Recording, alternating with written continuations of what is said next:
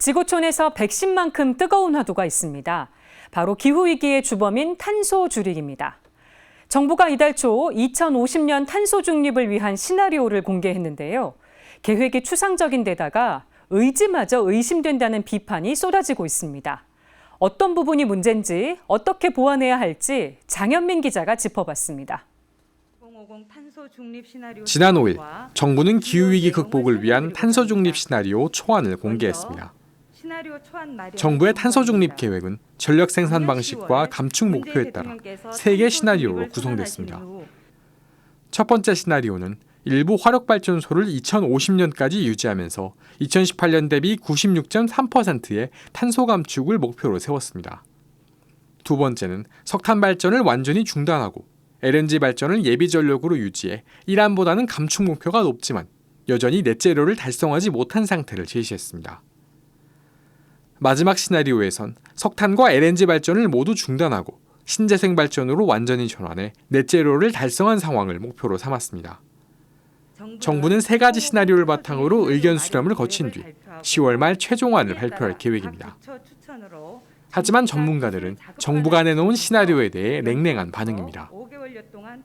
추상적인 목표치만 제시돼 있을 뿐 구체적인 청사진이 없다는 게 그 이유입니다.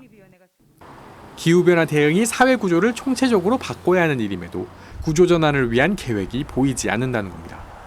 이 안에는 여러 가지 노동 전환에 관한 부분이나 산업 전환의 전제를 바꾸는 거, 어떤 산업으로 우리가 전환해야 될지 이런 청사진들이 오히려 대단히 부족하고 경로도 없었습니다. 어떻게 앞으로 에너지 전환이 일어나야 할지, 산업 전환이 일어나야 할지, 그게 몇 년도쯤부터 일어나는지에 대한 경로도 전혀 없었지요. 김종화 신부는 탄소 배출을 줄이기 위한 시나리오에 화력발전소가 유지되는 상황이 포함되는 등 탄소 중립 의지까지 의심되는 형식적인 발표였다고 비판했습니다. 온실가스를 가장 많이 배출하는 석탄 발전소의 퇴출 없이 실효성 없는 기술 발전만 언급하고 신재생 에너지 확대에 대한 구체적인 실천 계획도 없었습니다.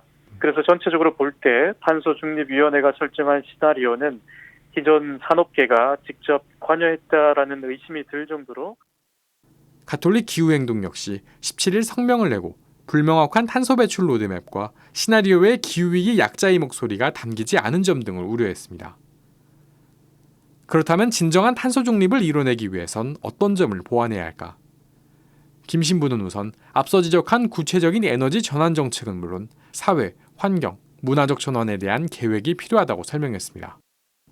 에너지 전환과 더불어서 사회적이고 환경, 문화적인 부분까지 함께 다루어야 정의로운 전환, 탄소 중립이 제대로 될 수 있다라고 생각됩니다. 김 신부는 또 탄소 흡수원과 생물 다양성 보호에 대한 내용도 탄소 중립 시나리오에 담아야 한다고 조언했습니다. 탄소 저감뿐만 아니라 탄소 흡수원이라고 할 수 있는 산림과 토양, 해양 생태계를 잘 보존하고 관리하는 구체적인 정책도 필요하기 때문에 채식과 동물권, 생물 다양성에 대해서도 언급할 수 있는 전문가가 이 탄소 중립 공론화 과정에 반드시 참여해야 된다라고 생각되죠. 전문가들은 또 기후위기 극복은 그리스도인이 모두 동참해야만 하는 일이라고 입을 모았습니다. 가톨릭 기후행동 공동대표 강승수 신부는 그리스도인들은 하느님께서 창조하신 피조물 보호가 신앙의 핵심임을 더욱 받아들이는 환경 실천가가 돼야 한다고 말했습니다. CPBC 장현민입니다.